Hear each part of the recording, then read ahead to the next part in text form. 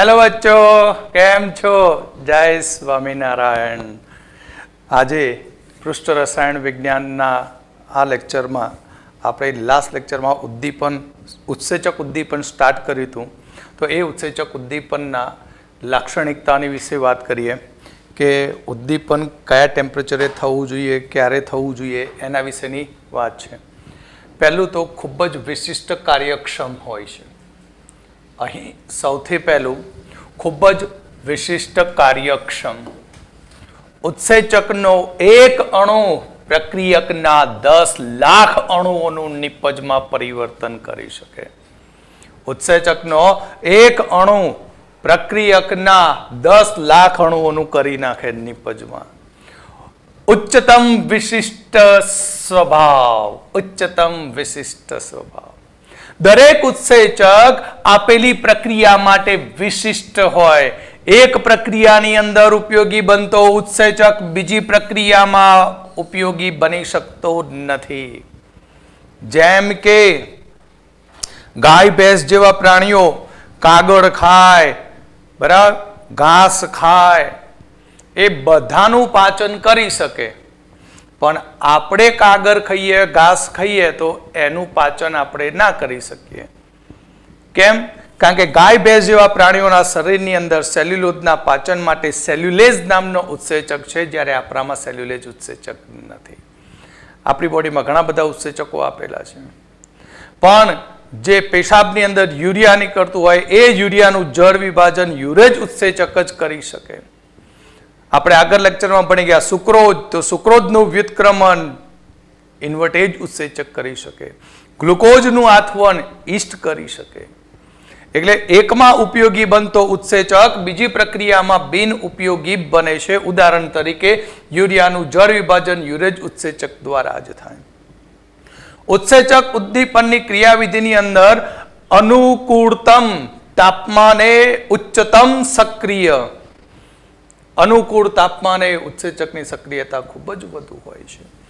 ઉત્સેચક પ્રક્રિયાનો વેગ એ અમુક ચોક્કસ તાપમાને મહત્તમ બને તેને કહેવામાં આવશે, તેનું અનુકૂળતમ તાપમાન કહેવામાં આવે છે. જો આ અનુકૂળતમ તાપમાન થી તાપમાન ઊંચું કે નીચું હોય તો તેની સક્રિયતા ઘટી જાય છે. ઉત્સેચકની સારામાં સારી સક્રિયતાનું ટેમ્પરેચર 298 થી 310 કેલ્વિન તાપમાન હોય છે. એટલે કે આપણું જે શરીરનું ટેમ્પરેચર 25°C થી સ્ટાર્ટ કરી અને 310 માંથી બાદ કરીએ તો 37-37° જેટલું ટેમ્પરેચર આપણી બોડી માટે ખૂબ જ અનુકૂળ છે.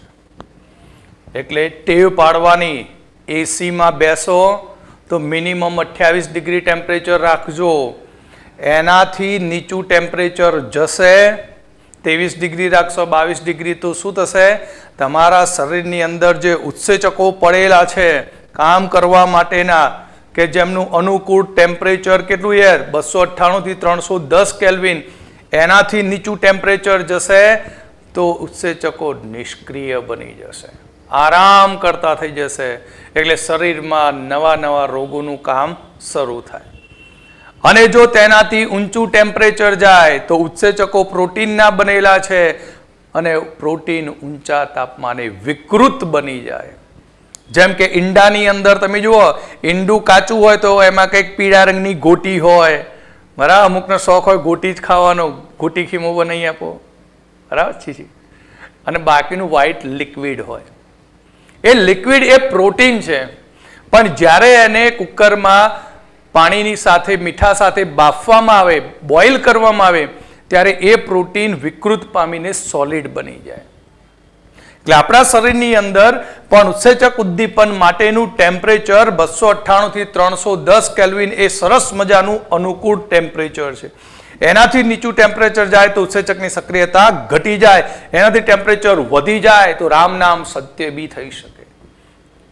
કારણ કે પ્રોટીન વિકૃત પામે અને એ વિકૃત થયેલું પ્રોટીન ફરીથી એનું મૂળ ધારણ સ્વરૂપ મેળવી ના શકે, એટલે પતી બી જાય. એટલે માનવ શરીરનું તાપમાન 310 કેલ્વિન 310 કેલ્વિન હોવાથી તે ઉત્સેચક ઉદ્દીપન માટે સરસ મજાનું યોગ્ય ટેમ્પરેચર ગણવામાં આવે છે. ગરમી લાગત કંઈ વાંધો નહીં, સહન કરી લેવાની, પણ શરીરને કાયમ માટે અનુકૂળ રાખવું હોય તો આટલું કરજો, ટેમ્પરેચર ઊંચું રાખજો. અનુકૂળતમ પીએચ હેઠળ ઉત્સેચક ઉદ્દીપનની ઉચ્ચતમ સક્રિયતા હોય છે. અહીંયા ઉત્સેચક ઉદ્દીપનની ક્રિયાની અંદર પીએચ નું મૂલ્ય તે પણ ખાસ મહત્વનું હોય છે કે અહીં જો પીએચ નું મૂલ્ય 5 થી 7 ની વચ્ચે હશે તો તે ઉત્સેચકની ઉદ્દીપન તરીકેની સક્રિયતા વધુ હશે, માટે આ પીએચ મૂલ્યને અનુકૂળતમ પીએચ કહેવામાં આવે છે. ઉત્સેચક અને સહ ઉત્સેચકની હાજરીમાં સક્રિયતા વધે. ઉત્સેચકની સાથે સાથે બીજા કેટલાક નમૂના બી જરૂરી છે, ચાહે કાર્બનિક હોય કે અકાર્બનિક હોય, બરાબર. તો ઉત્સેચક સિવાયના બાકીના જે પાર્ટ મહત્વનો ભાગ ભજવતા હોય તે બધા સહ ઉત્સેચકો, તો સહ ઉત્સેચકની હાજરીમાં બી સક્રિયતા વધે છે. ઉત્સેચકીય સક્રિયતા કેટલાક પદાર્થો કે જેને સહ ઉત્સેચક કહેવામાં આવે છે તેની હાજરીમાં તેની સક્રિયતા વધી જાય. કેટલાક પદાર્થોની હાજરીમાં ઉત્સેચકની ઉદ્દીપન તરીકેની સક્રિયતા વધી જતી હોય તો તેવા પદાર્થોને સહ ઉત્સેચકો કહેવામાં આવે છે. સહ ઉત્સેચકની વાત કરીએ તો સહ ઉત્સેચકની અંદર એવું કહેવામાં આવ્યું કે જ્યારે બિન પ્રોટીનનું અલ્પ પ્રમાણ ઉત્સેચક સાથે હાજર હોય તો ઉત્સેચકીય સક્રિયતામાં વધારો કરે છે. ઉત્સેચકો તો પ્રોટીનના જ બનેલા છે, પણ એ ઉત્સેચકોને વધુ ફળદ્રુપતા આપવા માટે, વધુ ક્રિયાશીલ બનાવવા માટે એની સાથે જે બીજા કાર્ય કરતા પદાર્થો છે, જે બિન પ્રોટીન છે, જેને સહ ઉત્સેચક કહીએ છીએ. એટલે પ્રોટીનના ઉત્સેચકની સાથે, ઉત્સેચકના પ્રોટીન સાથે બીજા બિન પ્રોટીન ઘટકો જોડાયેલા હોય તો તેની હાજરીમાં સક્રિયતા વધી જાય છે. અને આવા બિન પ્રોટીન ઘટકોની અંદર સમાવેશ થશે સોડિયમ, મેંગેનીઝ, કોબાલ્ટ, Cu+2 જેવા ધાત્વીય આયનો હોય છે. સહઉત્સેચક તરીકે Na+, Mn2+, CO2+, Cu2+ જેવા ધાત્વીય આયનો હોય છે. અને આ ધાત્વીય આયનો જ્યારે ઉત્સેચક અણુઓ સાથે નિર્બળ બંધિત હોય ત્યારે તે ઉત્સેચકની સક્રિયતા વધી જાય છે. બિન પ્રોટીન ઘટકો અકાર્બનિક પદાર્થ Na+, CO2+, Mn+2, Cu+2 ઉત્સેચકના protein સાથે ખૂબ જ નિર્બળ રીતે બંધિત થયેલા હોય, નિર્બળ રીતે જોડાણ પામે ત્યારે તે ઉત્સેચકની સક્રિયતા વધી જાય છે. જેમ કે એમાઇલેઝ સોડિયમ ક્લોરાઇડ એટલે કે Na+ આયનની હાજરીમાં અહીંયા ઉદ્દીપકીય રીતે ખૂબ જ સક્રિય હોય છે. પ્રોટીનની અંદરનો એક ભાગ છે, બરાબર, એમાઇલેઝ. તો એમાઇલેઝ Na+ ની હાજરીમાં ઉદ્દીપકીય રીતે સક્રિયતા ખૂબ જ વધારે દર્શાવે છે. જેમ ઉદ્દીપકોની અંદર ઉદ્દીપકીય નિરોધક એટલે વિષકારક પદાર્થો હોય, તેવી જ રીતે ઉત્સેચકની સાથે પણ કેટલાક વિષકારક પદાર્થો બી હોય છે. સામાન્ય રીતે ઉદ્દીપકની જેમ ઉત્સેચક કેટલાક પદાર્થોની હાજરીમાં અસરકારકતા ગુમાવે છે, નિષ્ક્રિય થઈ જાય. આમ તો બાહોશ આમ દાદાગીરીથી આમ ફરતો હોય, આ તો આ આવે એટલે આને હું કરી જ નાખું, આને એને જાત પતાવી નાખું, આને બીજામાં જ ફેરવી નાખું. પણ જ્યારે એની સામે કોઈ એનાથી બળિયું આવીને ઊભો રહે એટલે ટૂંટી વારીને બે જવું પડે. તો ઉત્સેચકોની અંદર પણ આવું થાય. કહો સક્રિયતા તો બાપુ ટનાટણ બતાવે, પણ એવા કોઈ પદાર્થો આવી જાય કે જેની હાજરીમાં તેની અસરકારકતા ઘટી જાય છે. વિષ કે ઝેરીકરણ પામે, નિરોધકો અથવા તો વિષ ઉત્સેચકની સપાટી સાથે સક્રિય સ્થાનના સમૂહ સાથે પારસ્પરિક ક્રિયા કરી દે. ઉત્સેચકો કે જેના સક્રિય સ્થાન હોય, જ્યાં OH- સમૂહ હોય, SH સમૂહ હોય, NH2 સમૂહ હોય, એટલે ઉત્સેચકના પ્રોટીનમાં જ્યાં OH, NH2, થાયોલ જેવા સમૂહ હોય, એ સમૂહની સાથે આવા વિષકારક પદાર્થો જોડાઈ જાય કે આ જે સમૂહો છે એ ઉત્સેચકના સક્રિય સ્થાનો કહેવાય. એ લોકો જ આખી ક્રિયા કરતા હોય, બાકીના બધા હાડપિંજર કશું કાંઈ ના કરે. તો એ જે સક્રિય સ્થાનો છે એ સક્રિય સ્થાનો સાથે આ વિષકારક કે નિરોધક પદાર્થો તેની સાથે જોડી જવાથી તેની ઉદ્દીપકીય સક્રિયતાને ઘટાડી નાખે અથવા તો એને સંપૂર્ણપણે નાશ કરી દે. હવે તારે કશું કરવાનું નથી, તું પતી ગયો, મારી ઝપટમાં આવી ગયો. તો આવા પદાર્થોને આપણે નિરોધકો અથવા તો વિષકારક પદાર્થો કહેવામાં આવે છે. એ બી જરૂરી છે આપણી બોડીની અંદર, નહીં તો ઉત્સેચકો વધારે પડતા વાયડે ચડી જાય તો ના કરવાનું કામ કરી નાખે. એટલે એમને દબાવવા માટે બોડી બિલ્ડર તરીકે અંદર નિરોધકો બી હોય છે. ઉત્સેચકની ઉદ્દીપન ક્રિયાવિધિ. ઉત્સેચક ઉદ્દીપનની ક્રિયાવિધિની અંદર ઉત્સેચકોના કલિલમય કણોની સપાટી ઉપર ઘણા છિદ્રો હોય છે. કલિલમય કણ કે જેનું કદ 1 નેનોમીટરથી 1000 નેનોમીટર સુધીનું કદ હોય. એટલે ઉત્સેચકો એ એટલા બધા નાના કદમાં હોય છે કે જે કલિલ કણોના કદની હદમાં આવી જાય. અને આ ઉત્સેચકોની સપાટી એ છિદ્રાળુ હોય છે. અને એ છિદ્રાળુ લાક્ષણિકતાને કારણે તે છિદ્રાળુની અંદર NH2, COOH, SH અને OH જેવા સક્રિય સમૂહો હોય છે. આથી એ જે છિદ્રાળુ ભાગની અંદર NH2, COOH, SH અને OH જેવા ક્રિયાશીલ સમૂહો કે જે ઉત્સેચકના સક્રિય કેન્દ્રો કહેવાય. જે છિદ્રાળુઓ છે તે શું બનશે? ઉત્સેચકના સક્રિય કેન્દ્રો કહેવામાં આવે છે. હવે ઉત્સેચકના સક્રિય કેન્દ્ર ઉપર પ્રક્રિયક આવીને ગોઠવાય આ રીતે, ઉપર આવીને બેઠો હોય, માટે પ્રક્રિયકો તેનો અવસ્તર કહેવાય. શું કહેવાય? અવસ્તર કહેવામાં આવે છે. અને સક્રિય કેન્દ્રો તેને આકાર પૂરો પાડે છે. સમજી લો કે એક આમ મસ્તી મજાની નહીં હોય તો પેલા ખુરશા આવી ગયા, આમ ડલ્લોપ જેવા ખુરશીઓ, રેક્ઝિન જેવું હોય, નાનો માણસ બેસે તો એ પ્રમાણે એની સીટ થઈ જાય, મોટો માણસ ફેલાઈને બેસે તો એ આખું પોરું થાય. એટલે જે નીચેની ખુરશી એ આમ ગોળ દડા જેવી આવે, બરાબર, એકદમ પોચી હોય, બરાબર, જેવું તમે આમ નમો એ રીતે આખી ગોર નમતી હોય.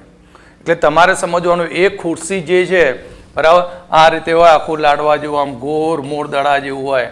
તમે બેસો ને એટલે જેવો આકાર બને એ રીતે તે આકાર શું કરે? બદલી કાઢે. એટલે આપણે બેસીશું ને એટલે આપણે બનીશું પ્રક્રિયા સ્તર બનીશું, પ્રક્રિયકનું અવસ્તર બનીશું. અને નીચે જે બેસવાની સિટિંગવાળી જગ્યાએ એ બનશે ઉદ્દીપક. એટલે ઉદ્દીપકો કહેવાય કે જ્યારે કોઈ પ્રક્રિયક તેની ઉપર બેસવા આવે ત્યારે એ જોઈ લે કે હા આની સીટ આવી છે, બરાબર, તો એ પ્રમાણે એ ઉત્સેચક તેના સક્રિય સ્થાનનો આકાર બદલી દે. જરૂર છે આટલી તો એ પ્રમાણે આટલો આકાર બનાવે, મોટી જરૂર છે તો મોટો આકાર બનાવી દે. એટલે કે ફ્લેક્સિબલ હોય છે. કેવા હોય? ફ્લેક્સિબલ. એટલે આખી ઉત્સેચક ઉદ્દીપનની ક્રિયાવિધિને તારાકુંચી મોડલ દ્વારા સમજાવી શકાય. કોના દ્વારા? તારાકુંચી મોડલ દ્વારા સમજાવી શકાય. સક્રિય સમૂહની હાજરીને કારણે સક્રિયકૃત સંકીર્ણ રચાય અને પછી તે વિઘટિત થઈને નિપજ આપે. એટલે સમજો કે અહીં આ આપણું ઉત્સેચક છે. શું છે? ઉત્સેચક. અને આ છે પ્રક્રિયાર્થી. આ આપણી ઉત્સેચક એટલે ચાવી. ઉત્સેચક એટલે ચાવી અને પ્રક્રિયાર્થી એટલે લોક, તાળું. એટલે આ ચાવી આ લોકની અંદર બંધ બેસતી થશે તો જ લોક ખુલશે, તો જ પ્રક્રિયાર્થી નિપજમાં કન્વર્ટ પામી શકશે. પણ આધુનિક સ્પેક્ટ્રોસ્કોપી વડે એવું જાણવા બી મળ્યું કે અહીં ધારો કે આપણું જે પ્રક્રિયાર્થી છે એ પ્રક્રિયાર્થીની ચાવીનો આકાર આ રીતે છે, તો આવનારી ચાવીમાં કેટલી ખાંચ છે? 1 અને 2 છે. તો હવે ઉત્સેચક જ્યારે અધસ્તર ઉપર આવશે અથવા અધસ્તર ઉત્સેચક ઉપર આવશે, અધસ્તર કહેવાય, અસ્તર કહેવાય, ત્યારે આ ચાવી છે એ ચાવી પોતાનો આકાર બદલી દેશે અને બદલીને ફ્લેક્સિબલ થઈ અને તે આ રીતે અવસ્તરની સાથે સક્રિય સ્થાન બંધ બેસતું ગોઠવાઈ જશે. આ આધુનિક કોન્સેપ્ટ છે. એટલે પહેલાંની જેવું નહીં કે ચોક્કસ તારું ચોક્કસ ચાવી ચોક્કસ તારામાં દાખલ થાય તો જ તારું ખુલી શકે, તો જ રાસાયણિક પ્રક્રિયા થાય. પણ આધુનિક સ્પેક્ટ્રોસ્કોપી વડે એવું બી જાણવા મળ્યું કે જ્યારે પ્રક્રિયાર્થી સક્રિય સ્થાન ઉપર ઉતરાણ કરતો હોય, એની ઉપર બેસવાની તૈયારી કરતો હોય, ત્યારે જે ઉત્સેચક છે એ ઉત્સેચક તેનું સક્રિય સ્થાન અવસ્તરના આકાર મુજબ આકાર ધારણ કરીને તેમાં બંધ બેસતું ગોઠવાય છે. એ ડુપ્લિકેટ ચાવી બનાવતા શીખી ગયું. સમજ પડી? તો આ થઈ ઉત્સેચક ઉદ્દીપનની ક્રિયાવિધિ. પછી બંને જોડાણ થાય એટલે સક્રિયકૃત સંકીર્ણ બને અને એ સંકીર્ણ બનાવ્યા પછી એન્ઝાઇમ્સ એટલે ઉત્સેચક આપણને પાછો મળશે અને પ્રોડક્ટ પી મળશે. તો આ ક્રિયાવિધિ 2 તબક્કામાં થાય છે. પ્રથમ તબક્કામાં પ્રક્રિયાર્થી એટલે સબસ્ટ્રેટ જે ઉત્સેચક સાથે બંધન પામી સક્રિયકૃત સંકીર્ણ ES બનાવે છે અને બીજા તબક્કામાં આ સક્રિયકૃત સંકીર્ણ ES નું વિઘટન થઈ અને એન્ઝાઇમ પાછો મળશે અને નિપજ મળી જશે. બરાબર? આ ES સ્ટાર એટલે સક્રિયકૃત સંકીર્ણ જે તૂટીને એન્ઝાઇમ પ્લસ પ્રોટોનમાં કન્વર્ટ પામશે. તો અહીંયા તમને આ જે કોષ્ટક આપ્યું એ કોષ્ટક તમારે નીટની એક્ઝામમાં MCQ માટે ઉપયોગી બનશે. ખાસ તો એમોનિયાની બનાવટ માટેની હેબર વિધિમાં N2 + 3H2 gas gives 2NH3 આ પ્રક્રિયાની અંદર આપણે શું વાપરી શકીએ? તો ઉદ્દીપક તરીકે ઝીણો કરેલો આયન, પ્રવર્ધક તરીકે મોલિબ્લેન્ડમ, પ્રક્રિયા પરિસ્થિતિ 212 દબાણ, ટેમ્પરેચર 723 થી 773 કેલ્વિન, અને હાલમાં આયનનો ઓક્સાઇડ બી વાપરી શકાય, પોટેશિયમનો ઓક્સાઇડ અને એલ્યુમિનિયમના મિશ્રણનો બી ઉપયોગ થાય છે. MCQમાં પૂછી શકાય. હેબર વિધિ દ્વારા એમોનિયાના ઉત્પાદનની અંદર કયા કયા આઇટમો લઈ શકાય? પ્રવર્ધક મતલબ પ્રક્રિયક ઉત્સેચકને સક્રિય કરે. ઉત્સેચક ઉદ્દીપક Fe શું કરે? સક્રિય કરે, તો એને પ્રવર્ધક કહેવાય. તો Fe નો પ્રવર્ધક કોણ બને? મોલિબ્લેન્ડમ બને. ટેમ્પરેચર 212, તાપમાન 723 થી 773 કેલ્વિન, અને હાલમાં આયનનો ઓક્સાઇડ, પોટેશિયમનો ઓક્સાઇડ અને એલ્યુમિનિયમના મિશ્રણનો ઉપયોગ થાય છે. નાઇટ્રિક એસિડના ઉત્પાદન માટેની ઓસ્વાલ્ડ પદ્ધતિ. આ ઓસ્વાલ્ડ પદ્ધતિની અંદર સૌપ્રથમ એમોનિયાનું ઓક્સિડેશન થાય છે અને નાઇટ્રિક ઓક્સાઇડ બને છે. આ નાઇટ્રિક ઓક્સાઇડનું ફર્ધર હવાના ઓક્સિજન વડે ઓક્સિડેશન થતાં તેમાંથી NO2 નાઇટ્રોજન ડાયોક્સાઇડ બને અને આ નાઇટ્રોજન ડાયોક્સાઇડને પાણીની અંદર ઓક્સિજન સાથે મિશ્ર કરવાથી નાઇટ્રિક એસિડ બનતો હોય છે. તો ઓસ્વાલ્ડની એમોનિયા પદ્ધતિ દ્વારા નાઇટ્રિક એસિડના ઉત્પાદનમાં પ્લેટિનાઇઝ્ડ એસ્બેસ્ટોસ અને ટેમ્પરેચર 573 કેલ્વિન રાખવામાં આવે છે. સલ્ફ્યુરિક એસિડના ઉત્પાદન માટેની સંપર્ક વિધિમાં 2SO2 + O2 gas gives 2SO3 gas. Sulphur trioxide બન્યો. એ સલ્ફર ટ્રાયોક્સાઇડ કોની હાજરીમાં? V2O5 વેનેડિયમ પેન્ટોક્સાઇડની હાજરીમાં. કોની હાજરીમાં? વેનેડિયમ પેન્ટોક્સાઇડની હાજરીમાં. અને એ સલ્ફર ટ્રાયોક્સાઇડને સાંદ્ર સલ્ફ્યુરિક એસિડની અંદર શોષી લઈએ તો H2H2O7 ઓલિયમ બની જાય અને આ ઓલિયમમાં જરૂરિયાત મુજબનું પાણી ઉમેરતા આપણને 98% ધરાવતો સાંદ્ર સલ્ફ્યુરિક એસિડ મેળવી શકીએ છીએ, જેની અંદર ઉદ્દીપક તરીકે પ્લેટિનાઇઝ્ડ એસ્બેસ્ટોસ અથવા વેનેડિયમ પેન્ટોક્સાઇડનો ઉપયોગ થાય અને ટેમ્પરેચર 673 થી 723 કેલ્વિન તાપમાન હોય છે. હવે આપણે નવા ટોપિક ઉપર જઈશું. કલીલ. કલીલ કોને કહેવાય? તો કલીલને સમજવા માટે તમારે ઘરની અંદર એક નાની તપેલી લેવાની, એની અંદર પાણી નાખો અને પછી મોઈણ વગરના ચોખા, જે પૂજામાં વાપરીએ ને હીરા ચોખા, જેમાં તેલ લગાવેલું ના હોય તે, તો એ ચોખાને પાણીમાં નાખીને બરાબર એને મસળી દો, ધોઈ દો. અને ધોઈ દો પછી એને પાણી જે બને એ પાણીને અલગ પાત્રમાં લો. તો તમે એ પાણી જોશો ને તો એ પાણી તમને સફેદ ટર્બીડ દેખાશે, જેને આપણે શું કહીએ ખબર? ભાતનું ઓસામણ. ભાતના ઓસામણને કાચના પાત્રમાં લઈ લેવાનું, બીકરમાં, અને પછી તમે જોશો ને તો એમાં સ્ટાર્ચના અતિ સૂક્ષ્મ કણો પ્રવાહી માધ્યમમાં તરતા જોવા મળશે. બરાબર? શું મળશે આપણને? પાત્રમાં તરતા જોવા મળશે. એટલે આ પાત્ર છે, પાત્રની અંદર મેં સ્ટાર્ચ લીધો અને એ પછી અહીંયા આની અંદર આપણને આ રીતે પ્રવાહી માધ્યમમાં અતિ સૂક્ષ્મ કણ સ્વરૂપે પ્રવાહીમાં તરતા જોવા મળશે. તો આ જે તરતો ભાગ રહ્યો, જે પાણીમાં તળિયે બેસતો નથી, પ્રવાહી માધ્યમમાં તળિયે બેસતો નથી, એને જ કહ્યું છે કલીલ. કલીલ પ્રવાહી છે, પ્રવાહીમાં અતિ સૂક્ષ્મ કણો ઝીણા તરતા છે.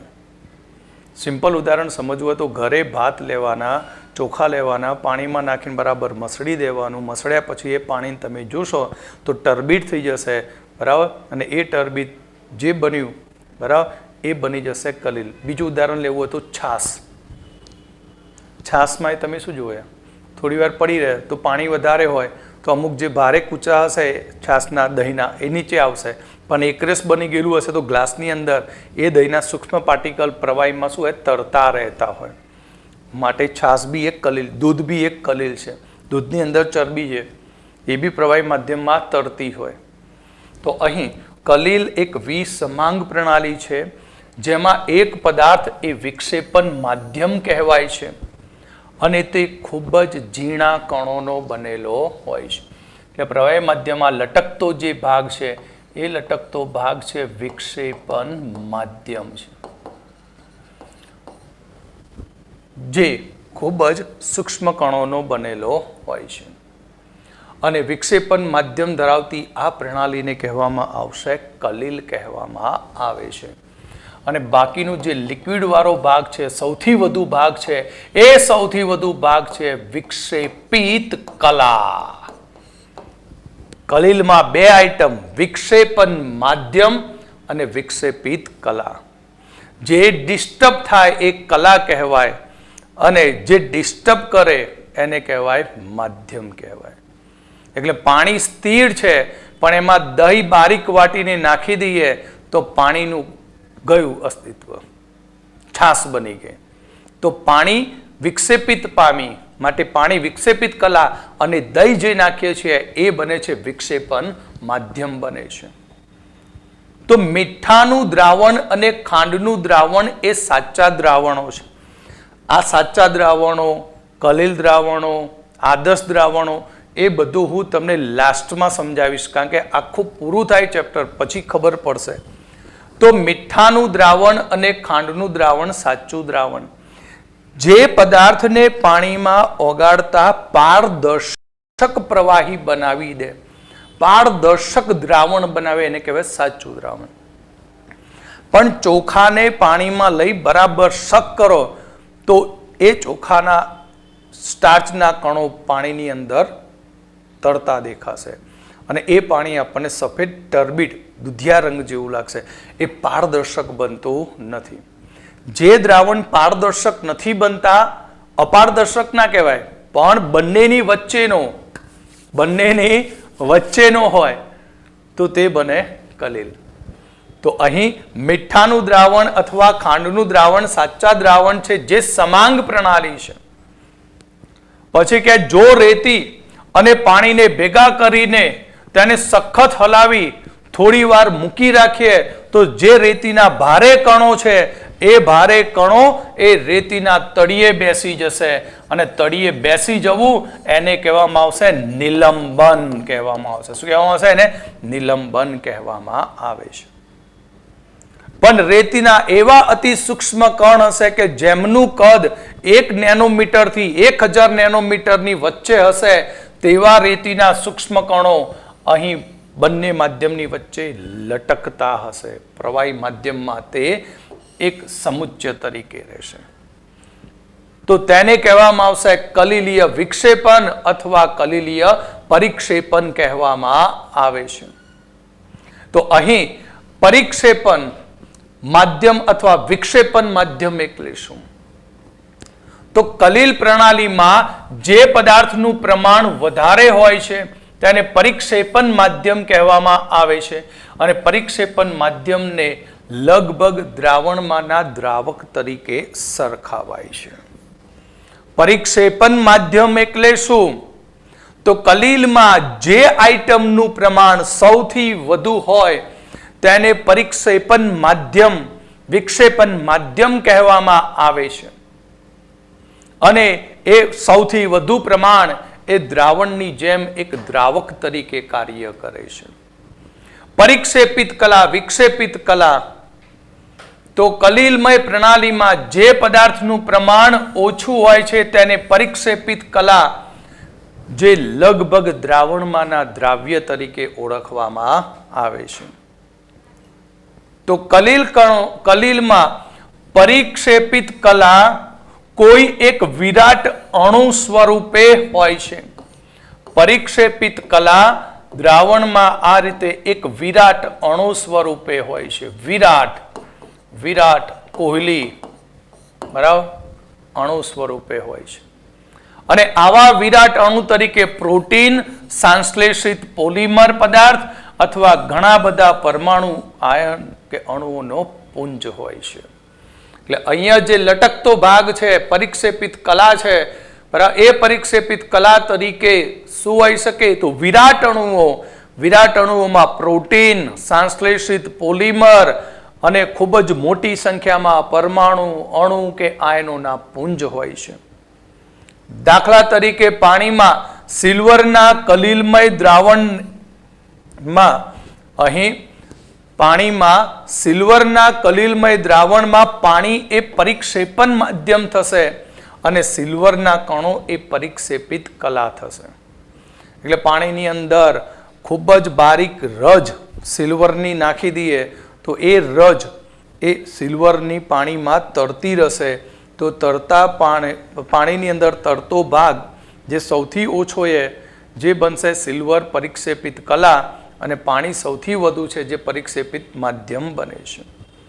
કલિલ કણો સામાન્ય અણુઓ કરતા મોટા હોય છે પણ એ પુંજ સ્વરૂપે છે. નાના સૂક્ષ્મ કણોનો ભેગો થઈને શું બનેલો પુંજ હોય. એટલે આમ સામાન્ય કણ કરતા તેનું કદ મોટું છે બરાબર પરંતુ એટલા મોટા કદના નથી હોતા. આ બધા કણો છે પણ છૂટા છૂટા હશે નજીક હશે પણ કેવા છૂટા છૂટા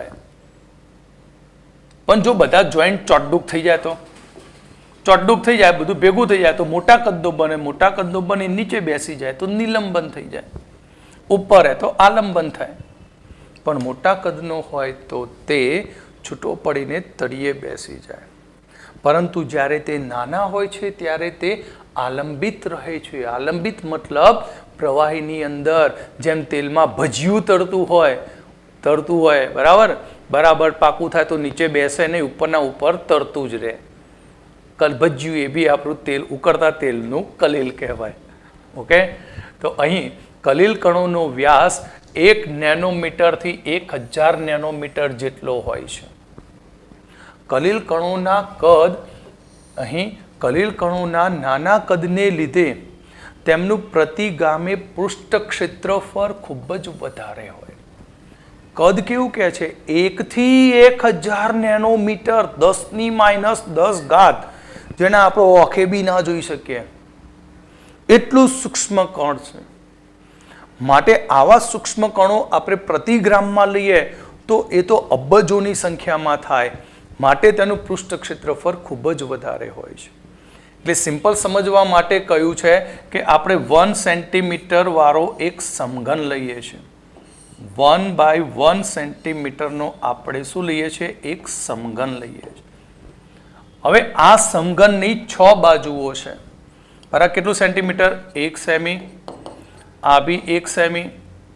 તો આનું ક્ષેત્રફળ કેટલું? તો 1 × 1 એક બાજુનું એટલે 1 સેન્ટીમીટર સ્ક્વેર થયું. તો આવી 6 બાજુઓ તો 6 બાજુઓનું માપ કેટલું થયું? 6 સેન્ટીમીટર સ્ક્વેર થાય. જો આપણે 1 સેન્ટીમીટરનો સમઘન લઈએ તો એનું કુલ પૃષ્ઠ ક્ષેત્રફળ કેટલું? 6 સેન્ટીમીટર સ્ક્વેર.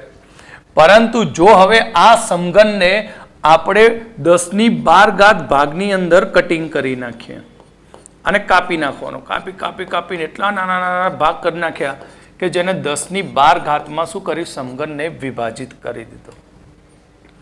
તો હવે તેનું ક્ષેત્રફળ જોઈએ તો તેનું પૃષ્ઠ ક્ષેત્રફળ 60,000 સેન્ટીમીટર સ્ક્વેર થાય, એટલે કે 6 મીટર સ્ક્વેર થશે. જ્યારે 1 સેન્ટીમીટરમાં કન્વર્ટ કર્યું તો 6 સેન્ટીમીટર જ થયું. પણ જ્યારે આ સમઘનને બીજા 10⁻12 સમઘનમાં વિભાજિત કરી દઈએ પછી તેનું ક્ષેત્રફળ કાઢીએ તો તે થાય છે 6,000 સેન્ટીમીટર સ્ક્વેર, એટલે 6 મીટર સ્ક્વેર થતું હોય છે. તો આ પૃષ્ઠ ક્ષેત્રફળને લીધે કલિલ વિશિષ્ટ ગુણધર્મ ધરાવે છે. માટે સૌથી સારામાં સારા અધિશોષક એક કલિલ કણ કહેવામાં આવે છે. કલિલનું વર્ગીકરણ જોઈએ તો દ્રાવણોની જેમ જ થાય. પરિક્ષેપિત કલા અને વિક્ષેપન માધ્યમની ભૌતિક સ્થિતિને આધારે કલિલનું વર્ગીકરણ, જે તમારે MCQ માટે મોસ્ટ IMP કોષ્ટક છે. બોડીની એક્ઝામ ચાહે નીટ JEE ગમે તે માટે, તો કોષ્ટકની અંદર અહીંયા પરિક્ષેપિત કલા, પરિક્ષેપણ માધ્યમ, એટલે કે અહીં આપણે પરિક્ષેપિત કલા ઘન અવસ્થામાં હોય અને પરિક્ષેપણ માધ્યમ બી ઘન હોય તો તેને ઘન સોલ કહેવામાં આવે છે. ઉદાહરણ તરીકે રંગીન કાચ, રૂબી કાચ, એટલે કે કાચમાં સોનાનું જે પરિક્ષેપણ છે તે અમુક મિશ્ર ધાતુઓ, જેમસ્ટોન, ખનિજો કે જે ઘન સોલના ઉદાહરણ છે. ઘનનું ઘનમાં વિક્ષેપણ એટલે ઘન સોલ કહેવાય. ઘનનું પ્રવાહીમાં વિક્ષેપણ, ઘનનું પ્રવાહીમાં વિક્ષેપણ, તો ઘનનું પ્રવાહીમાં વિક્ષેપણ તો તેને સોલ કહેવામાં આવે છે. જેમ કે કાદવવાળું પાણી, રંગ, ઓઇલ પેન્ટ, છાપકામની શાહી, રુધિર એટલે કોષ પ્રવાહીમાં બધું જ હોય, તમે જાણો છો, પ્રવાહી ગુંદર, સ્ટાર્ચ, આર્સેનિક સલ્ફાઇડ, આ દરેકે દરેક તમારે ઉદાહરણ યાદ રાખવાના છે. ઘનનું વાયુમાં વિક્ષેપણ, ઘનનું વાયુમાં વિક્ષેપણ તો એને એરોસોલ કહેવામાં આવે છે.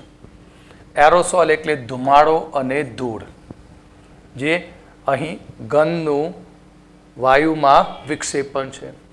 પ્રવાહીનું પ્રવાહીમાં વિક્ષેપણ, પ્રવાહીનું પ્રવાહીમાં વિક્ષેપણ જેને જેલ કહેવામાં આવે છે.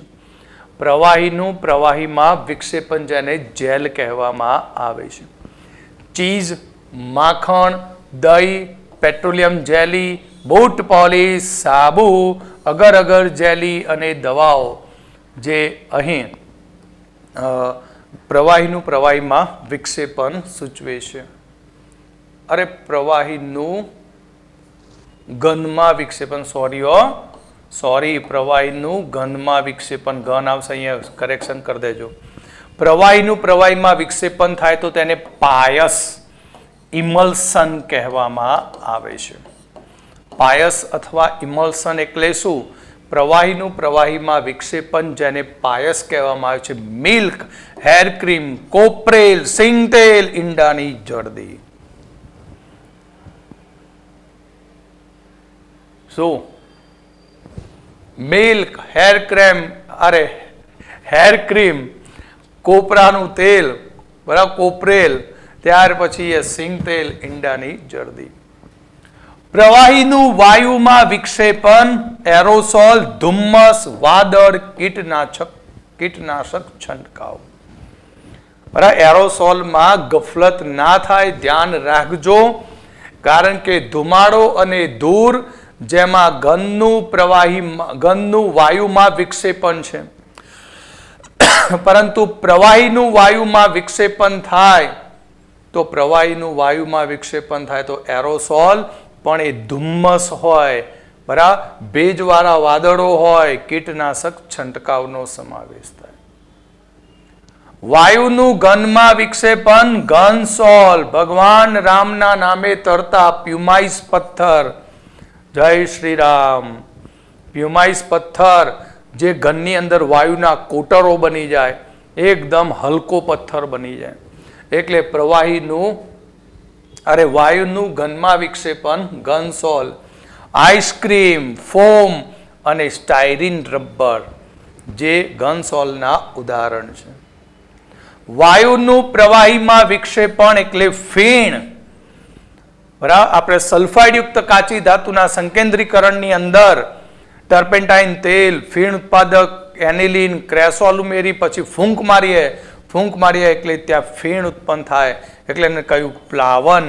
સાબુનું ફીણ, શેવિંગ ક્રીમ, સોડાનું પાણી અને વ્હીપ ક્રીમનો સમાવેશ થાય છે. તો અહીંયા તમારે ખાસ અગત્યની વ્યાખ્યાઓ. સોલ એટલે શું? ઘનનું પ્રવાહીમાં વિક્ષેપણ. જેલ એટલે શું? પ્રવાહીનું ઘનમાં વિક્ષેપણ. બરાબર, આ બંનેમાં કન્ફ્યુઝન ના કરતા. બરાબર, જેલ એટલે ઘનનું પ્રવાહી, સોલ એટલે ઘનનું પ્રવાહીમાં, જેલ એટલે પ્રવાહીનું ઘનમાં, ઇમલ્શન એટલે પ્રવાહીનું પ્રવાહીમાં વિક્ષેપણ કહેવાય છે. સોલ એટલે પ્રવાહીમાં ઘન, ઇમલ્શન એટલે પ્રવાહીમાં પ્રવાહી, જેલ એટલે ઘનમાં પ્રવાહી. જો પરિક્ષેપણ માધ્યમ તરીકે પાણી હોય તો તેને એક્વાસોલ અથવા હાઇડ્રોસોલ કહેવામાં આવે છે. જો પરિક્ષેપણ માધ્યમ તરીકે આલ્કોહોલ હોય તો તેને આલ્કોસોલ કહેવામાં આવે છે. તો હવે આપણે લાસ્ટ ટોપિક જોઈએ.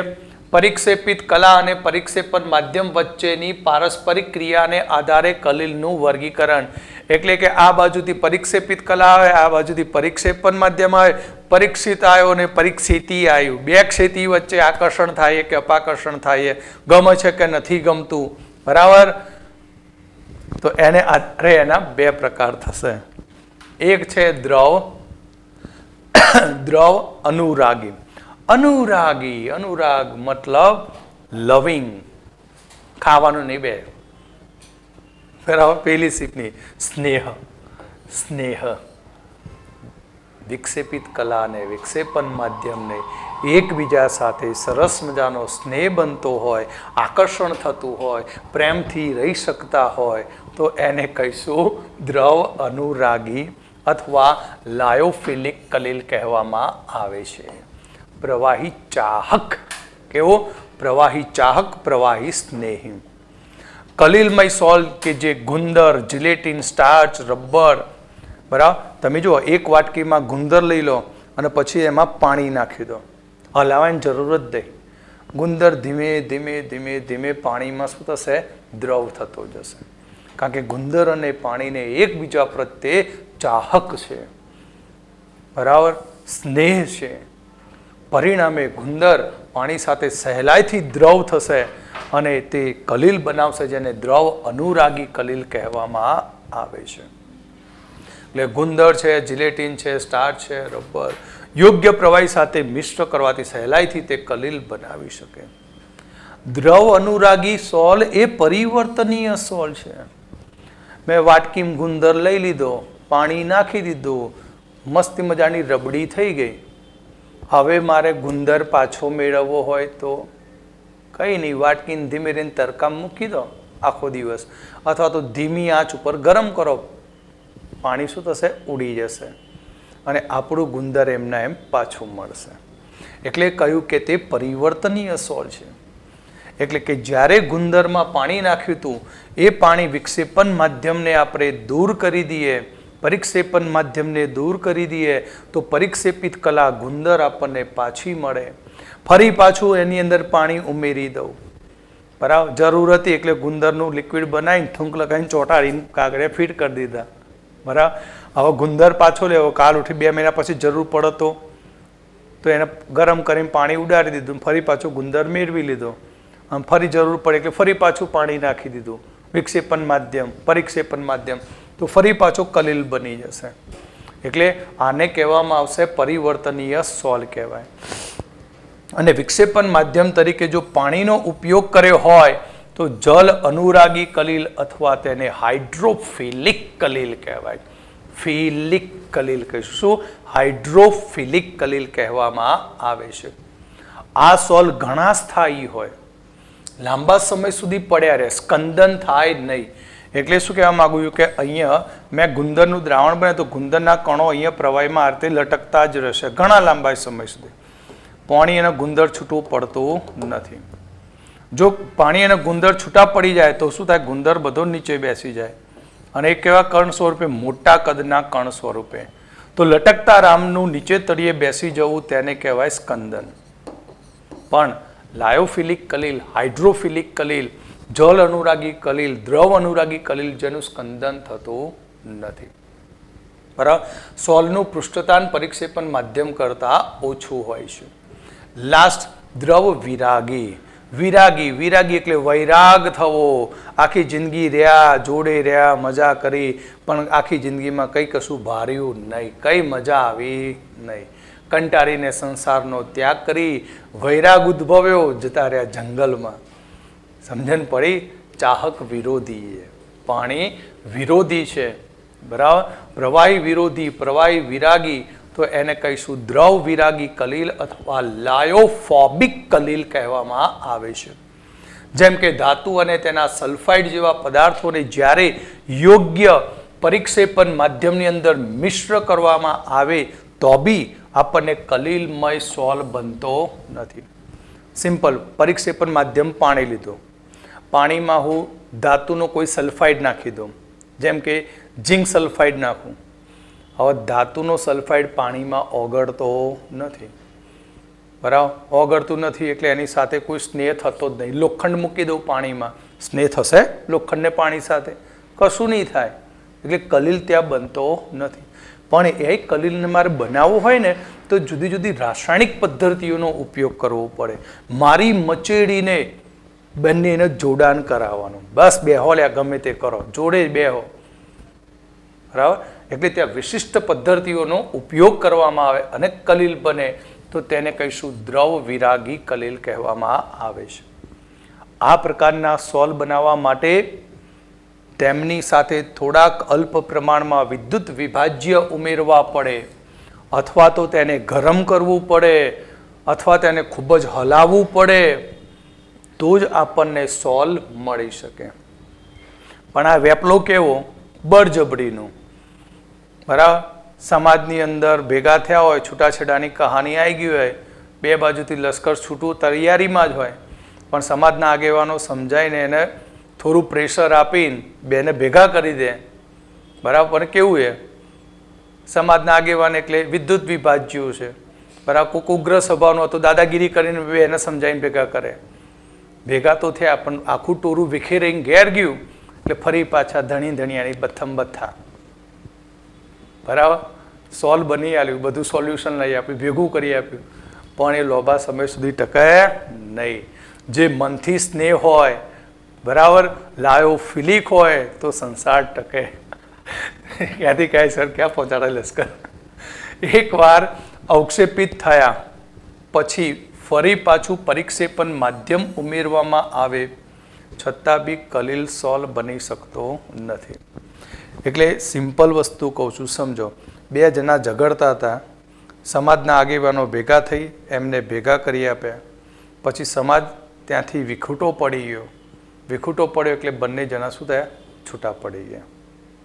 પછી પાછું ફરીથી સમાજ ભેગું કર્યું, બરાબર, પણ હવે કોઈ મેર પડતો નથી. એટલે બળજબરીપૂર્વક બનાવેલા કલીલ સોલનું સ્કંદન થઈ જાય. સ્કંદન થઈ અવક્ષેપ સ્વરૂપ, સ્કંદન મતલબ બળજબરીપૂર્વક ભેગા કર્યા હતા પણ સ્કંદન થઈ નીચે તળિયે બેસી ગયા. હવે એ તળિયે બેસ્યા પછી ગમે તેટલું એની ઉપર પ્રેશર આપો, એટલે ગમે તેવો પરિક્ષેપણ માધ્યમ ઉમેરો, પણ ફરી પાછો ઉપર કલીલ લટકતો થવાનો નથી. એટલે આ સોલ અપરિવર્તનીય સોલ છે. જો પાણી લીધેલું હોય તો તેને હાઇડ્રોફોબિક કહેવામાં આવે છે. જલ વિરાગી કલીલ બી કહી શકાય. તો દ્રવ વિરાગી કલીલ અને પરિક્ષેપણ માધ્યમમાં પૃષ્ઠતાન અને સ્નિગ્ધતા લગભગ સમાન હોય છે. પરિણામે ત્યાં બંનેનો હોદ્દો મળતો નથી. કોઈ બાંધછોડ કરવા તૈયાર જ નથી. જો બાંધછોડ કરે તો કોઈ વધારે તાકાતવાળો તો ખેંચીને લઈ જાય. ઓકે, તો આજે આપણે અહીંયા સુધી રાખીશું. બાકીનું હવે નેક્સ્ટ લેક્ચરમાં. જય સ્વામિનારાયણ.